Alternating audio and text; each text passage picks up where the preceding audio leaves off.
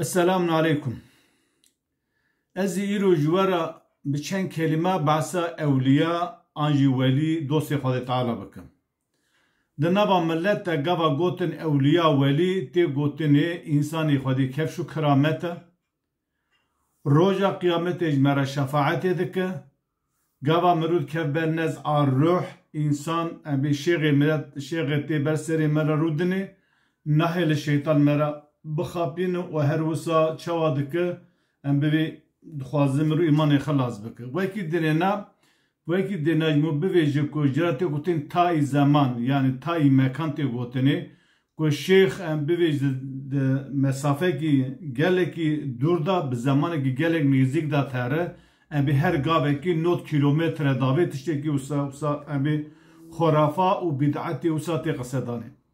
Başî ka em mêzeke heqîqeten şêxê ku weliyê ku Xwedê di Qur'anê da bas kirî ev şêxê terîqeta evê ku ev sofî û muridê ku behsa şêxê xwe dike çi ferq di navbera wan de heye û çi xwe ji hev dûr û çi xwe nêzî hev dû ye.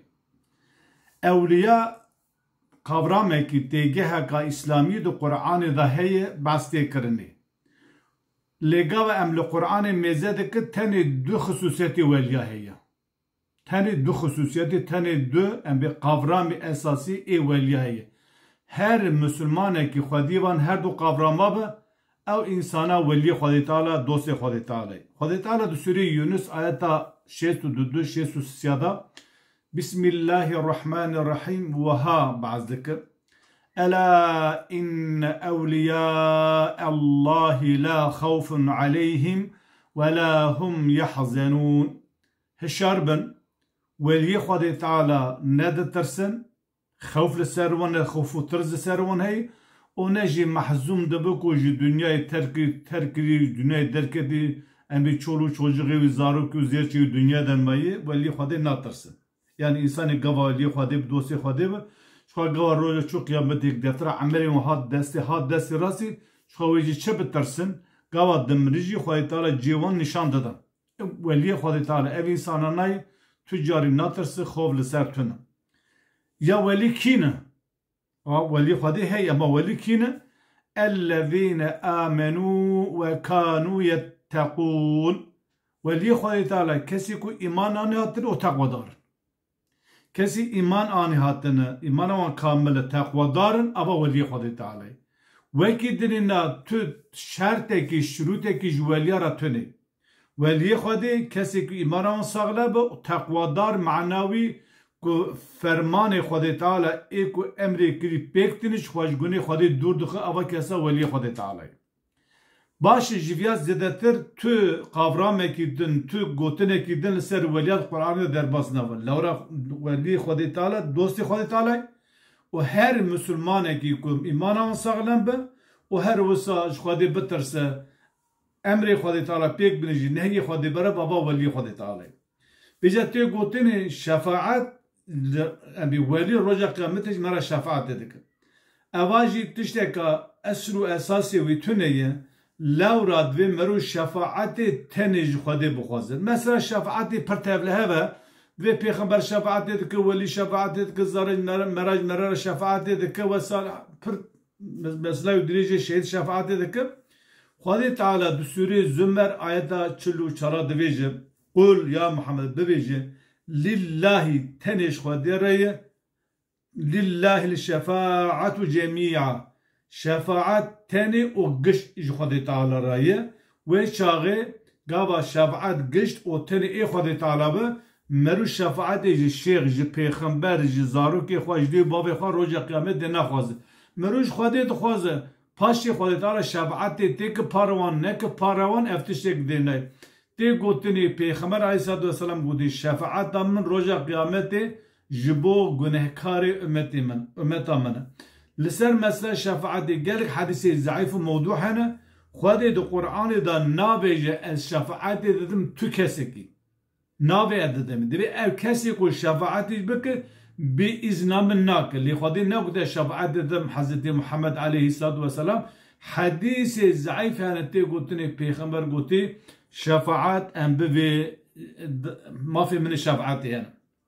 Her wisa şefaet çok tê kirinê انسان قواد كيف جهنمي رجع قيامة حساب خادي شو جهنمي تزه پیغمبر شفاعت دك يعني الشفاعت وي ايوه باشه سوره زمر آيات 19 ويا ردك انساني كو خادي تعالى در حقي ويدا بريارة عذاب دابي حسابي بجي برسيب ومستحق عذاب جهنمي بوبا وتكيف جهنم كسي نكار ويدرخينه حتى خادي تعالى پیغمبر دویجه أفمن حق عليه الكلمة العذاب أري أفمن حق عليه كلمة العذاب أو كسيكو كلمة عذاب درقي ود هاتب الدايني يعني أبي مستحق عذاب جهنمي ببو أهل جهنمي بو قرار هاتب الدايني أفأنت تنقذ من في النار أري ما توي كسا إنسان جاغر دردخينه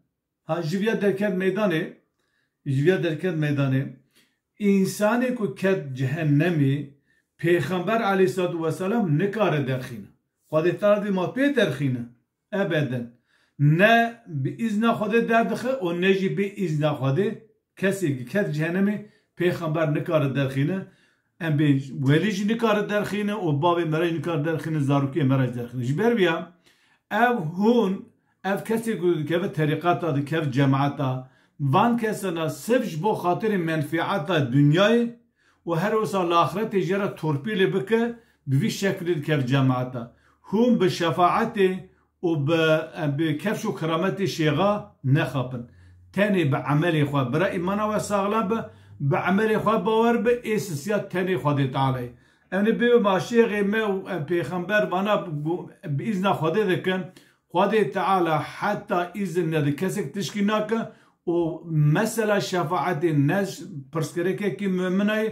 مثلا شفاعت پرسکریکه کی مشرک مکی بو مشرک مکی دو پیغمبر علیه الصلاة والسلام جد گو ملائکت قیزی خود تعالی نه و گاب ام پیک جهنمی ملائکت جمره شفاعت دیگه خود تعالی ردیه داده مشرک مکی ارید و هنشخوارا کرا دگرن هن قیزات کن پارامن اما تشته کی پر مزنو به بوزو کریت پیسو گماره izna منه بكيد كار شفاعتي بك نقاوة بيغمبر دوي izna منه بكيد بشفاعتي بك نايوي معنيكو بيغمبر izna شفاعتي ده بيغمبر يانج دو وليكي يانج دو بابي مرة جبر ويا إيمانا وبرا ساغلان با عملي خواب باور با وبرحمة خودي باور با قاوة همون شفاعتي خوازه تنش خودي بخوازه لورا سوري زمر آياتا شارا ويا اشكارا جمرا دويجه شفاعت تب و گجی خواهی تعالی دو قرآن ده دو آیت هیه که دوی روژا قیامت شفاعت تونه کس گش کسی را شفاعتی بکه شخیری ملکت جمره را دعا دکه و هر روز شفاعت خواهی تعالی خوازه و جمره دعا دکه